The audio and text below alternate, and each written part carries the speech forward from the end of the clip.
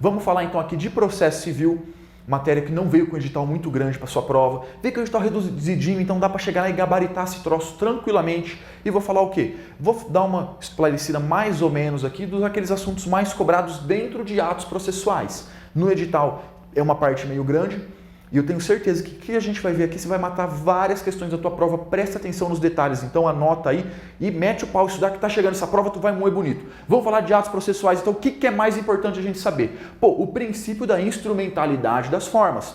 Banca CESP, ela gosta de cobrar um pouquinho mais de nomenclatura, um pouquinho mais de doutrina, um pouquinho mais de floreamento. Então tem que saber isso aqui já começa falando disso em atos processuais, né, pô? Não tem como ir pra prova sem saber isso daqui. O que fala lá no CPC? E que reverte a esse princípio aqui, que é da onde surge esse princípio. O que você tem que saber disso daqui? Presta atenção nos detalhes. Fala que determinado ato só vai ser praticado sobre uma forma específica quando a lei expressamente o exigir. Vamos lá então. Diz lá no CPC que não haverá forma determinada senão quando a lei expressamente o exigir. Quer dizer o quê? Forma determinada quando a lei exigir forma determinada. Senão é o quê? Liberdade de formas, vai de qualquer jeito. Não precisa ter uma forma específica. Então, presta atenção no seguinte, no comecinho aqui. Forma determinada, somente quando a lei expressamente o exigir. Se a lei não exigir, qualquer forma vai. Mas, Thales, e se a lei exige uma forma determinada e o ato foi praticado de outra forma, mas ele preencheu a sua finalidade essencial? O que acontece? O ato é válido. O ato é válido por quê? Porque é frescura, é viadagem ficar anulando o ato só porque não respeitou a forma. A forma ela existe para quê? Para privilegiar o ato, para que aquele ato seja efetivamente alcançando a sua finalidade. Se ele alcançou, mesmo preenchido de outra forma, toca o pau que está valendo, não tem problema. Por que esse aqui que é o nome desse princípio? Instrumentalidade das formas. Porque a forma é um instrumento do processo. A forma não é um fim em si mesmo. A forma existe para que dentro do processo uma finalidade seja alcançada. Alcançou de outra forma? Maravilha, está valendo. Então olha os detalhes. Forma determinada somente quando a lei expressamente o exigir. Beleza, Thales, mas a lei vem e exige forma determinada, a lei prevê uma certa forma, mas aquele ato foi praticado de outro modo. A lei chegava e falava que o ato tinha que ser praticado quadradinho, chegaram a praticar o ato redondinho. E aí, tá valendo? Se alcançou a finalidade essencial e a lei não vem expressamente e combina ali previsão de nulidade para isso, o que acontece? É válido. Então, atenção nesses detalhes, tá? É muito fácil a banca chegar na sua prova e jogar um não ali, dar uma invertida em qualquer coisa dessa, hein? Forma determinada, quando a lei exigir. Mas a lei exige, mas foi praticado de outro modo. Alcançou a finalidade essencial? Maravilha, esse ato é válido. Cuidado que isso aí é muito importante. Quase certeza que vai cair um troço desse aqui na prova, hein? Beleza, continuando falando de atos processuais aí, tem que lembrar o que? O princípio da publicidade também, que a regra é o quê? É que os atos processuais são públicos. Então eu sou um curioso, eu quero saber o que está acontecendo no processo, eu vou lá e posso consultar os autos? É claro que pode, porque tu é curioso, os atos são públicos. A regra é o quê então? A publicidade. Mas pô, se eu estou falando regra, é porque tem o quê? Exceção. É óbvio então que vão perguntar na tua prova, se for perguntar alguma coisa disso aqui, vão perguntar o quê? As exceções. Então se lembre que os atos processuais eles são em regras públicos, beleza? Mas eles podem ter a sua publicidade restringida? Pode, quando? A gente vai ver essas exceções aqui. Nessas exceções que a gente vai ver, quando o ato processual tiver a sua publicidade restringida, a gente diz que o processo vai tramitar sob segredo de justiça. Que bonito, hein? Segredo de justiça. Quer dizer o quê? Limitou, mitigou a publicidade. E quais são as hipóteses? CPC traz lá o rol de hipóteses. A primeira, quando o interesse público exigir. Então, cuidado para a banca chegar e falar quando o interesse das partes. A parte está com vergonha que os outros vão ver que ela fez uma cagada ali. O juiz vai analisar. Se o interesse público exigir que seja restringida a publicidade, maravilha. Se não, o processo segue a regra geral. Então, primeira hipótese, quando o interesse público o exigir. Ou naquelas causas que digam respeito, casamento, filiação, separação ou conversão desse em divórcio, alimentos ou guarda de menores. Dá uma lidinha nisso aqui para não ser pego de calça curta na hora da prova, hein? Então, se falar que como que pode ser trabalhado isso daqui? Os atos processuais sempre serão públicos. Porra, tá na cara que é mentira. Por quê? Sempre. O sempre você já sabe que 99% das vezes tem rolo. Eles são públicos? Sim, em regra. Mas tem todas essas exceções que a gente está vendo aqui. Quando um processo estiver tramitando sob segredo de justiça, tem algumas restrições. Quais são elas? A primeira, O direito de consultar os autos, pegar lá e dar uma bisoiada no processo e de pedir certidões, ele está restrito às partes e aos seus procuradores. Então, o curioso não pode ir lá fuçar, não. O curioso vai ter que esperar. Ele não pode chegar e ir lá fuçar no processo. O CPC também diz que isso aqui também é a regra. Então, quem vai poder consultar o processo e pedir certidão? Partes e procuradores. Mas o terceiro com interesse jurídico, então não é um terceiro curioso, é o terceiro com interesse jurídico. Ele pode ir lá e requerer uma certidão do dispositivo da sentença? Ele tem que requerer ao juiz. Tem outras hipóteses que ele pode pedir também, mas não é muito cobrado em prova não. Você tem que saber o quê? Regra de publicidade, beleza.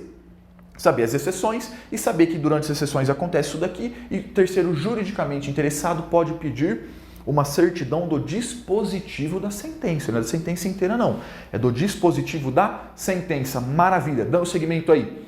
O CPC fala que os atos processuais serão praticados por meio do vernáculo. O que é o vernáculo? É a língua portuguesa que a gente fala aqui no Brasil. Imagina que o cara acordou hoje e falou, hoje eu estou com vontade de falar alemão no processo e vai lá peticionar em alemão, ele pode?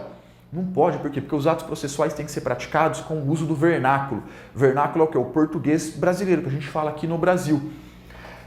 Sobre meios eletrônicos, isso aqui também sempre fazem pegadinha em prova, é muito fácil. O que fala no CPC de meio eletrônico? Várias coisas. O CPC está sempre falando o quê? O que pode ser feito por meio eletrônico. O que a banca vai falar quando ela quiser te enganar? Determinada coisa não pode ser feita por meio eletrônico. Lê com calma, lê teu CPC, vê tudo bonitinho, mas, quase certeza que na prova cair alguma coisa que não pode por meio eletrônico é o quê? É errado, que na verdade pode. Fala que os atos processuais poderão ser praticados, transmitidos, armazenados e assinados por meio eletrônico. Pode? Pode. Que o juiz de qualquer grau, juiz desembargador, pode fazer assinatura dos atos de forma eletrônica? Pode também. Então tá falando de meio eletrônico, aí você pensa o quê? Que pode. Então dá uma olhadinha nisso aí também na lei seca e não erra a questão besta de atos das partes. Eu sempre jogo um pouquinho a mais do teu material do que você tem aqui na aula, para você poder complementar. E vou falando o que com certeza você vai ver em prova. Isso daqui, como eles gostam de perguntar. Quais são os atos das partes? Ato da parte é uma manifestação unilateral ou bilateral de vontade. O que é unilateral? É manifestação de vontade de uma das partes. E a bilateral é das duas partes, um acordo, por exemplo. E a regra é o quê? Que gera efeitos imediatamente. Então a parte praticou um ato, aquilo já vai gerar efeitos na hora. Não tem que ficar esperando nada, mas essa é a regra. Qual que é uma exceção que despenca, desmorona, cai pra caramba em prova? É a desistência da ação. A desistência da ação somente produzirá efeitos depois de homologada por sentença. Eles vão falar que a desistência da ação produz efeitos imediatamente ou que ela produz efeitos independentemente de homologada por sentença. É tudo mentira. Você tem que lembrar o quê? Que a desistência da ação só produz efeitos depois de homologada por sentença. Isso aqui eles estão tesão para cobrar isso aqui em prova, que é brincadeira, hein? Então memorize isso daqui. Atos do juiz. Quais são as principais coisas que tem que saber disso daqui? Os 3 principais atos do juiz. Cuidado que isso aqui não é um rol exaustivo, não é um rol taxativo.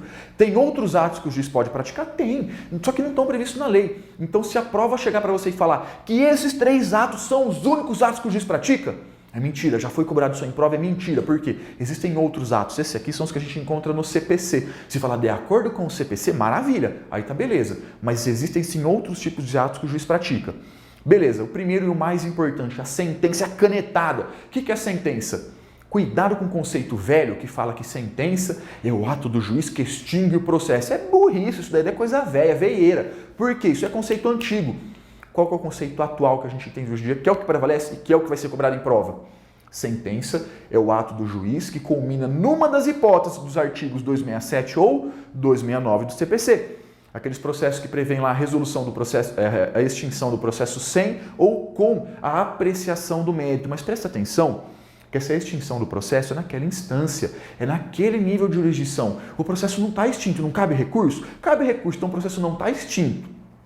Então a sentença é o ato do juiz, esses 2 conceitos você vai poder ver, que culmina nas hipóteses 267 ou do 269. Ou é aquele ato do juiz, que é a mesma coisa também, que põe termo ao processo naquela instância. O processo pode continuar em nível recursal. Então não é falar, é o ato do juiz que extingue o processo. Está errado. Colocar só isso está errado.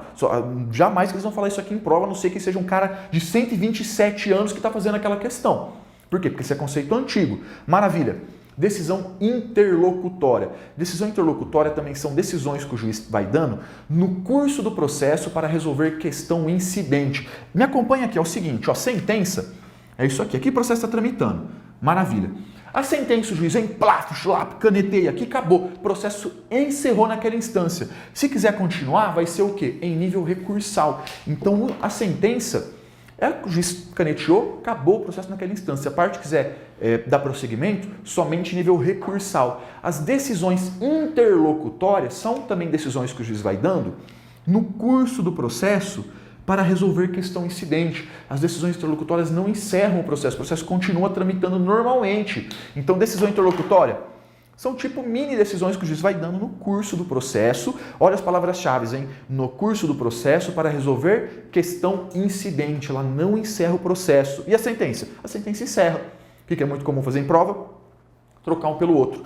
Os despachos são aqueles demais atos que o juiz pratica cujo a lei não prevê forma determinada. Então, se a lei não prevê uma determinada forma para o juiz realizar determinado ato, como que ele vai praticar aquilo? Despacho é tipo uma coisa mais coringa, né? Tudo que não for sentença e decisão interlocutória é despacho. Os despachos não possuem carga decisória. Por quê? Isso aqui é decisão, isso aqui também é decisão. Despacho não é decisão. Ah, tá, mas eu já vi numa prova falando de despacho com carga decisória. Puta merda, despacho com carga decisória é o quê? Ou é uma sentença ou uma decisão interlocutória, porque aí já tem carga decisória. Mas é muito raro isso aí cair em prova. O que eles gostam de cobrar muito? Os três, e jogam o conceito de um e tentam te confundir com o nome de outro. Por exemplo, joga que a sentença é o ato do juiz que resolve questão incidente. Mentira, é o quê? Questão incidente do curso do processo é decisão interlocutória. Presta atenção, memoriza aqui cada uma das hipóteses e dá um nome respectivo. Isso aqui também cai pra caramba, hein? Quais são os atos meramente ordinatórios? Ou, na verdade, o que são atos meramente ordinatórios? Vai no CPC, olha quanta pegadinha dá para fazer com esse dispositivo aqui. Beleza.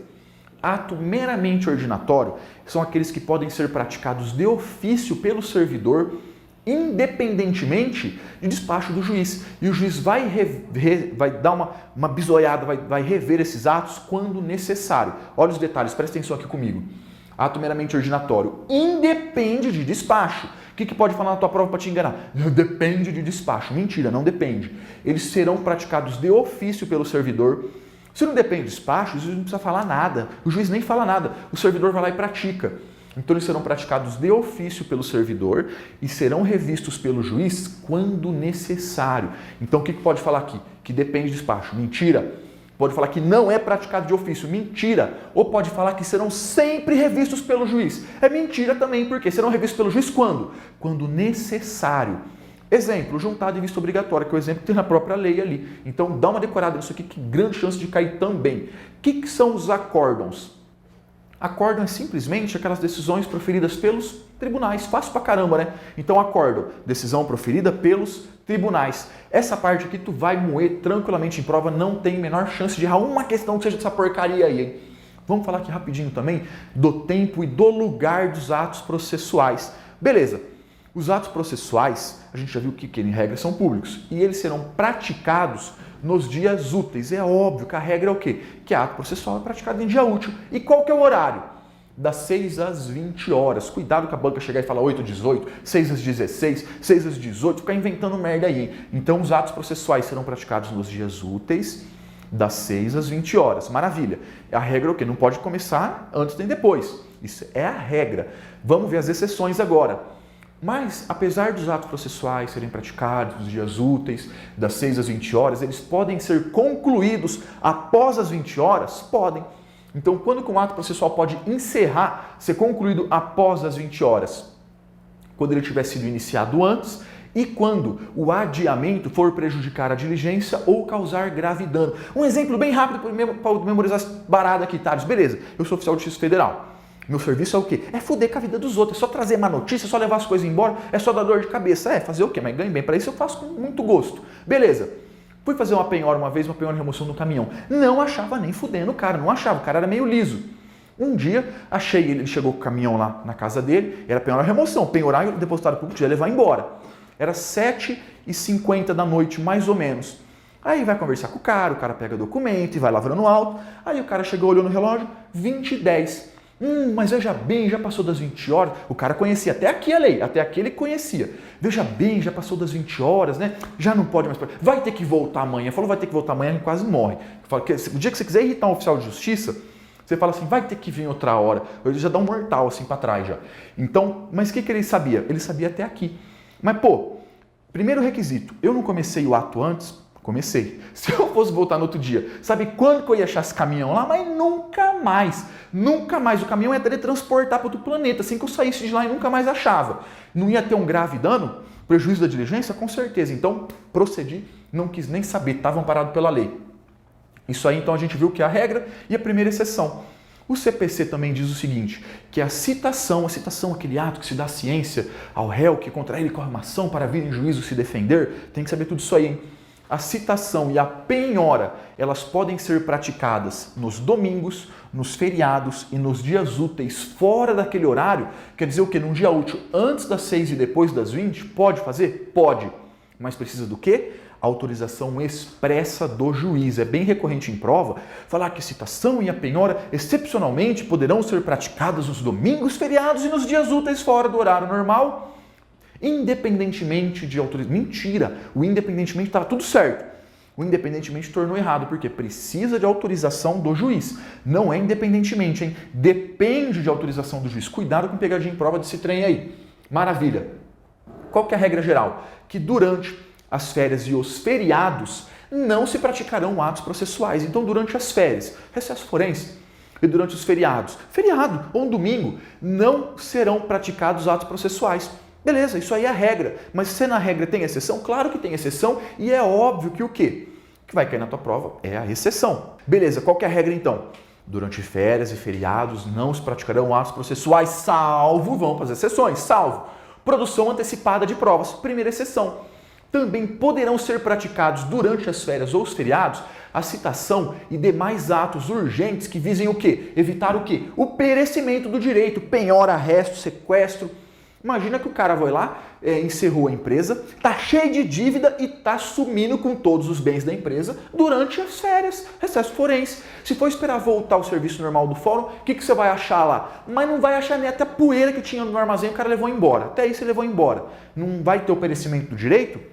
Vai. Nesse caso, então, quando a gente tiver que praticar algum ato aí, a citação ou qualquer outra medida urgente, tem o resto dessas medidas no teu materialzinho, só dá uma lida, para evitar o perecimento do direito, pode ser praticado durante as férias ou os feriados? Claro que pode. Lembra da regra e lembra das exceções. Nesse caso aqui, feito, por exemplo, uma citação ou sequestro de bens, quando que vai começar a correr o prazo para resposta da outra parte do réu? Pô, o prazo para resposta vai começar a correr do primeiro dia útil seguinte. É óbvio, do primeiro dia útil seguinte.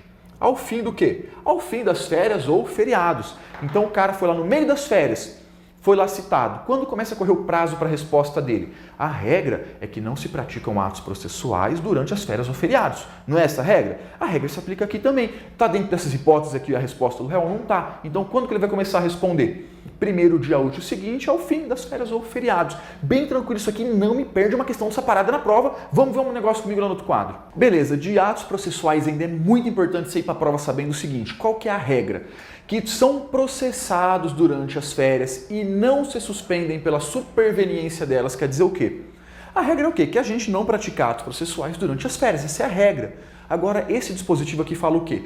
Que mesmo durante as férias serão processados. Esses atos que a gente vai ver já já serão processados durante as férias e mesmo que ocorra superveniência delas, vai ser praticado normalmente. Quer dizer o quê? Durante as férias pode praticar. E se estiver sendo praticado e aconteceu as férias, continua sendo praticado também. Que atos são esses aí? Aqueles atos de jurisdição voluntária, aqui entra um pouco de decoreba, tá? Tem que decorar as hipóteses. Aqueles atos de jurisdição voluntária, bem como aqueles necessários à conservação de direitos. Quando a gente vai falando também de alimentos provisionais, dação, remoção de tutores ou curadores, todas aquelas hipóteses que a lei determina lá que o processo vai tramitar sobre o rito sumário e nas outras hipóteses que a lei federal determinar. Então a lei federal pode vir e criar uma nova hipótese? Pode, tranquilamente. Quer dizer o quê? Que esse rol não é taxativo, ele é exemplificativo, porque a própria lei pode vir e criar novas hipóteses. Maravilha, outra decoreba muito fácil aí é aquela que diz que os domingos e os dias declarados pela lei serão considerados feriados para efeito forense. A gente está estudando aqui a respeito de férias, feriados. Ô Thales, mas domingo é feriado? Ô Thales, mas é o seguinte, os domingos e aqueles dias que a lei declarar feriado são o quê? São feriados para esses fins de expediente forense aqui, para aplicar todas essas regras que a gente está vendo agora. Maravilha!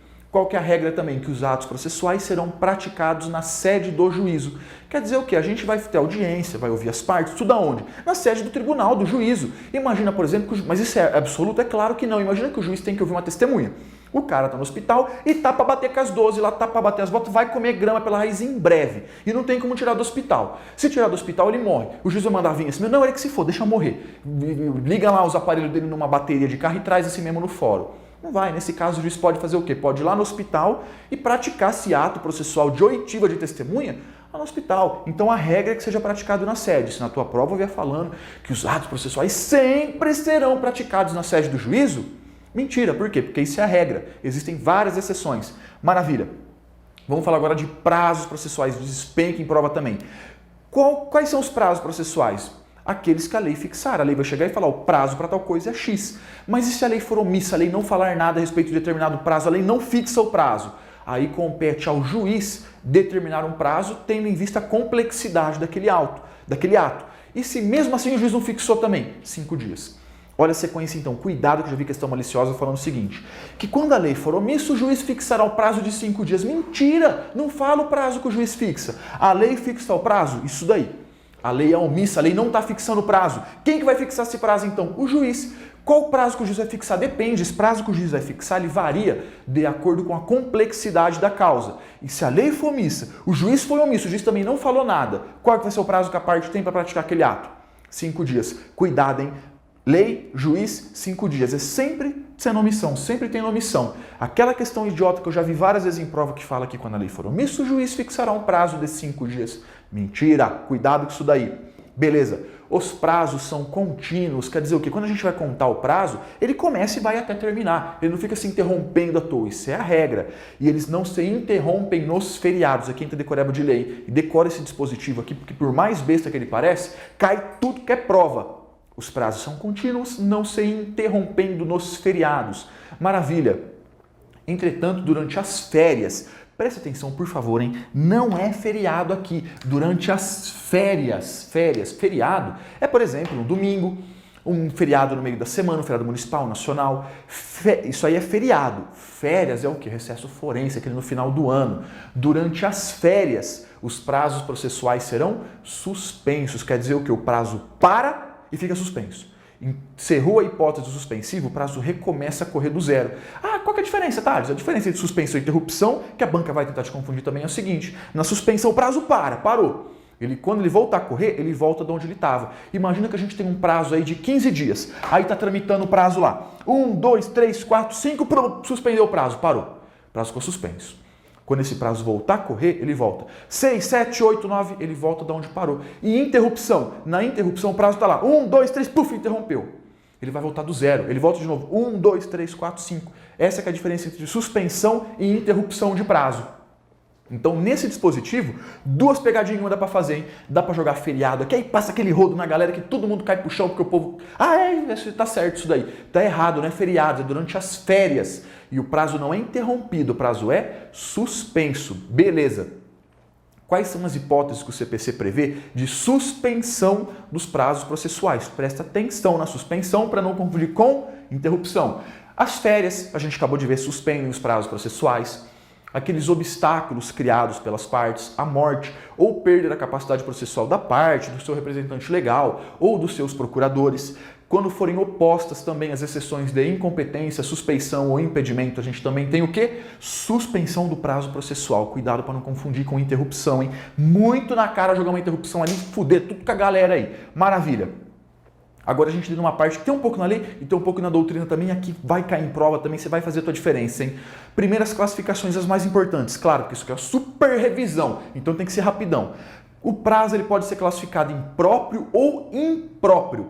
O prazo próprio é aquele fixado para as partes. A parte fala, cabe ao réu contestar em 15 dias. Beleza, isso aí é o quê? É um prazo próprio fixado para as partes. Se a parte não praticar esse ato dentro do prazo próprio, ocorre o quê? A preclusão, perdeu o direito, não vai mais poder praticar aquele ato.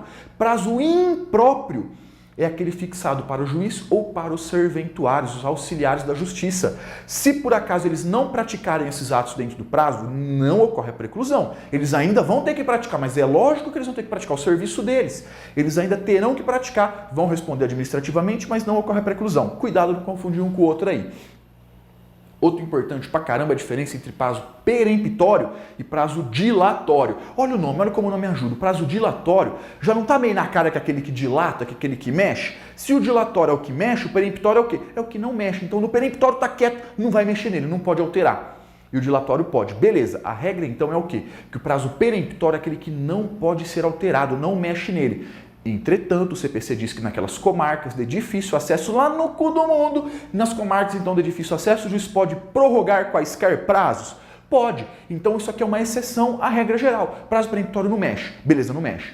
Mas tem uma exceção? Tem qual? Nas comarcas de difícil acesso, o juiz pode prorrogar quaisquer prazos, mas nunca por mais de 60 dias. É isso que o CPC fala. Entretanto, se a gente estiver falando de uma ocorrência de uma calamidade pública, um baile funk enorme, por exemplo, o que acontece? Aí o juiz pode prorrogar quaisquer prazos acima de 60 dias aqui. Maravilha, então olha a sequência, hein? Peremptório não mexe. Beleza. Comarca de difícil acesso, aí pode mexer no peremptório, mas nunca por mais de 60 dias. Cuidado que o CPC fala o seguinte: os prazos peremptórios não poderão ser prorrogados na comarca de difícil acesso, mas nunca por mais de 60 dias. Tá certo? Tá certo, pô, é a regra que tá no CPC. Então, se tiver só isso aí, um Ctrl+C, um Ctrl+V na prova, lê o CPC nessa parte, tá maravilha. Mas ainda assim o CPC fala que em caso de calamidade pública, esses 60 dias também poderão ser extrapolados ali pelo juiz. Maravilha. E o prazo dilatório? O prazo dilatório é aquele que dilata, aquele que pode ser prorrogado. Se ele pode ser prorrogado, você tem que lembrar do quê? Dos requisitos. Cuidado! Para ser prorrogado, então, o prazo dilatório vai ser prorrogado mediante comum acordo. O autor e o réu vão lá conversar, vão fazer um comum acordo e vão prorrogar um prazo dilatório. Mas tem que ter requisito, não é festa. O primeiro é o quê? Tem que ser feito esse pedido, esse requerimento antes do vencimento do prazo. Chega lá para o juiz, o prazo venceu, excelência, vamos prorrogar? Não, já era. Tem que fazer o prorrogamento antes do vencimento do prazo. E tem que se fundar em motivo legítimo. Então não adianta chegar para o juiz e falar, doutor, nós fizemos um acordo, a gente quer prorrogar o prazo. Isso por quê? Porque nós quer. Não adianta falar porque nós quer, tem que ter o quê? Fundamento, tem que se fundar em motivo legítimo. Maravilha, quando o prazo tiver transcorrido, deixou o prazo correr, não praticou o ato dentro do prazo, deixou o prazo transcorrer. Então, estamos falando de prazo transcorrido, o direito de praticar aquele ato se extingue independentemente de declaração judicial. Então, não praticou o ato no prazo, já era, está extinto o direito de praticar o ato. O juiz precisa chegar no processo e falar, declaro extinto o direito de praticar o ato em virtude... Não precisa falar nada, porque está extinto de pleno direito, automaticamente. Entretanto, a parte pode vir e comprovar que deixou de praticar o ato por uma justa causa, beleza? Letra material nesse sentido aí. Maravilha. Falar rapidamente agora de contagem dos prazos processuais. Vamos ver as regras, tá? As mais importantes mesmo. Isso aqui, mas cai tanto em prova que eu tenho até quase vergonha de falar. Então, se errar isso aqui, você mantenha segredo para não apanhar por aí. Por quê? Porque você não pode confundir essa regra. O que fala o CPC? Que o dia do começo está excluído da contagem e o dia do vencimento está incluído. O que é o dia do começo? É o dia do susto. Você está na tua casa muito quieto, muito bem, tudo certinho na tua vida e chega o oficial de justiça lá e fala, se fudeu, entrar com uma ação contra você. Você não tomou um susto naquele dia? Tomou. O dia do susto é porque o cara se recuperar. Então o dia do susto está fora. Ele está excluído da contagem. Agora, o dia do vencimento, ele está incluído. Então, o cara chega e fala assim, chega lá e pergunta para alguém, meu prazo vence dia 20. Dia 19 você tem que fazer. Não, burro, por quê? O próprio dia 20, porque o dia do vencimento está incluído. Então, lembra, exclui o dia do começo e inclui o dia do vencimento. Sabe o que a banca vai falar aqui? Vai trocar. Cuidado, hein? Maravilha. Quando o vencimento recair em alguma dessas hipóteses aqui que a gente vai ver, ele vai ser prorrogado o primeiro dia útil seguinte. Então a regra é o quê? O prazo caiu naquele dia, vai vencer naquele dia. Maravilha, mas se o vencimento recair nessas hipóteses, ele será prorrogado para o primeiro dia útil seguinte. Então, quando o vencimento recair em feriado, em dia que foi determinado o fechamento do fórum, ou naqueles dias em que o expediente for encerrado antes da hora normal, imagina que o expediente forense encerra às 18 horas. Naquele dia você chegou lá às 16 horas no fórum e ficou sabendo que encerrou às 15. E aí? Prorrogou o prazo para o primeiro dia útil seguinte. O que tem que tomar cuidado aqui? Vamos lá para as dicas agora. O prazo só começa e só termina em dia útil. O prazo procura um dia útil para começar. Ele procura um dia útil para terminar. Se no meio desse período aqui tiver um dia não útil, ele passa normalmente, ele não se interrompe nos feriados.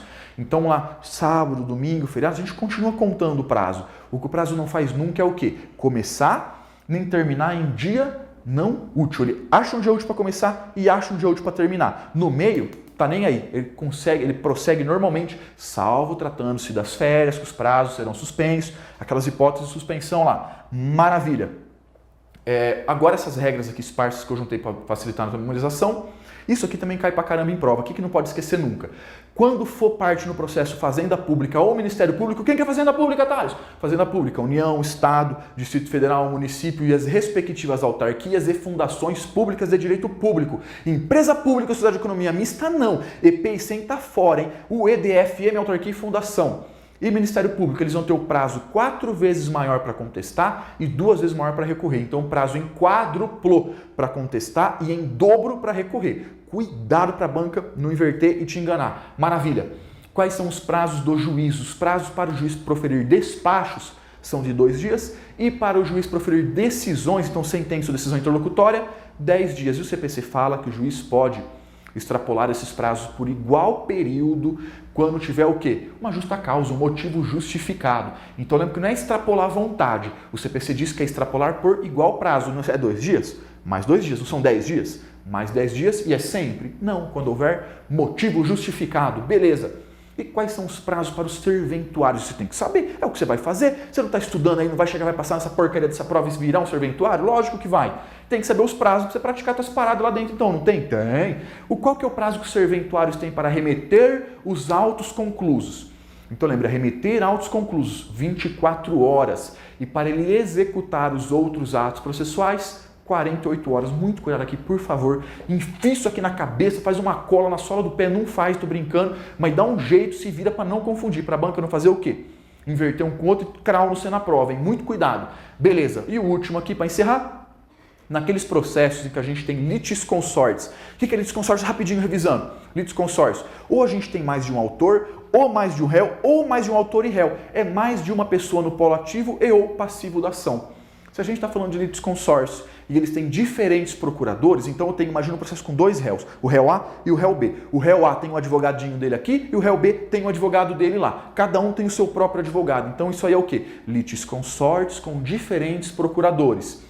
Nesse caso, eles vão ter o prazo em dobro. Não confunde com a Fazenda Pública lá em cima, hein? Eles vão ter o prazo em dobro para quê? Para contestar, para recorrer e, de modo geral, falar nos autos. Pega então teu material aí, tá cheio de resumo, assim como os outros professores fizeram também nas matérias dele. A gente vai chegar a acertar muita questão, como a gente sempre faz. A gente não rouba a prova não, tá? Mas a gente sabe, a gente estuda pra caramba, vê as provas anteriores e traça um padrão da banca e sabe muita coisa que vai cair. Eu tenho certeza que muita coisa que a gente acabou de ver vai despencar na tua prova. Ah, Thales, eu acho que é mentira. Tu está dando migué, um gabiru, tá enganando a gente. Beleza, vamos resolver questões que já caíram em provas para ver se dá para resolver isso aqui ou não. Maravilha, vê comigo a primeira aí, presta atenção, olha lá.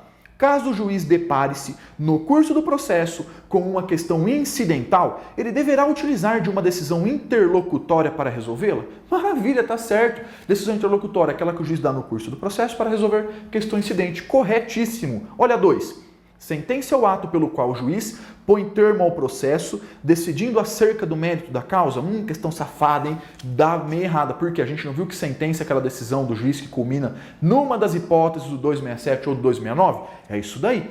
Se ele está decidindo a respeito do mérito, ele está falando uma das hipóteses. Ele pode extinguir o processo decidindo ou não do mérito. Não tem as causas de extinção do processo sem resolução do mérito? Tem. Então está errado. Questão maliciosa essa daí, caneta nela. Olha a questão número 3. A assinatura dos atos processuais privativos do juiz pode ser feita eletronicamente na forma que dispuser a lei? Tá certo, tá certinho, maravilha. Copiar e colar aí. Olha 4. Os atos processuais, em regra, são públicos. Maravilha, até aí tá certo. E dependem de forma determinada, independentemente de exigência legal expressa, pois de acordo com a sistemática processual, tais atos são validados pela forma. Tá maluco? O que a gente viu lá no comecinho? Que os atos processuais não terão forma determinada, senão quando a lei expressamente o exigir. Quer dizer o que? A regra é sem forma determinada, só vai ter quando a lei o exigir. Tá errado isso daí então, esse independentemente, né? Mentira pra caramba, olha lá. E a 5 para terminar aí. Todo prazo é em regra contínuo. Beleza. Não ser interrompendo nos feriados. Beleza. Não havendo preceito legal que fixe o prazo, nem sendo esse fixado pelo juiz, será de 5 dias o prazo para a prática de ato processual a cargo da parte. Aí, tá certo? É lógico que tá certo. Lei omissa, manda pro juiz omisso, 5 dias, tá tudo certinho. Marca essa daí como correta. Viu como não tem segredo, como não é difícil? Como às vezes a gente pira à toa e vê que a banca trabalha só palavrinhas, põe não onde não tem, arranca não onde tem, fica de frescura lá. É bem fácil resolver, tá? Eu sei que a prova tá chegando.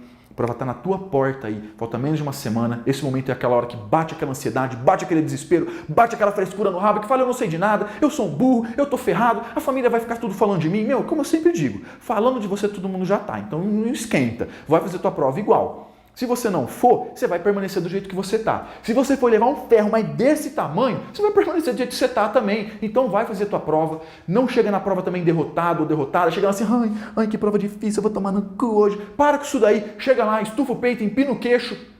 Olha aquela prova nos olhos e fala, eu vou dar um crau, não sei sua prova, filha da puta, eu vou destruir, vou gabaritar esse troço, vou passar no concurso, vou virar um servidor público, vou sair dessa vida de inferno, dessa vida de concurseiro aí e vai realizar teu sonho. Acredita em você, acredita no teu estudo, acredita no teu esforço. Você não está sendo preparado com qualquer um não, você está sendo preparado com os melhores professores do Brasil aqui, você está sendo preparado com gente que realmente entende de concurso, não é qualquer palpiteiro não. Acredita no que a gente faz, porque a gente acredita em você. Acredite em você também, vai na tua prova, estuda até o último minuto, fiscal tá lá, tem que entregar o material, calma, na hora que o fiscal ameaçar arrancar você da prova, aí você entrega o material e faz a prova. Estuda até o último minuto, faz o melhor, faz o seu melhor, esquece todo o resto do mundo, não chega para a prova com o peso do mundo nas tuas costas, não. Tira tudo isso daí, vai lá, é o teu futuro, é a tua vida. Acredita então em você, dá o teu melhor, que eu tenho certeza que você vai ser grande sucesso nisso daí e vai um dia mandar aquelas mensagens pra gente, porra, passei no concurso, tô feliz pra caralho, vocês são foda, realmente é verdade tudo isso aí que você falou, que vale a pena. Tenho certeza, vai ser o maior orgulho teu se olhar no Diário Oficial e ver o teu nome. Vai lá então, acredita, vai com força, vai com fé que vai ter um resultado excelente. Grande abraço, boa prova e a gente se encontra.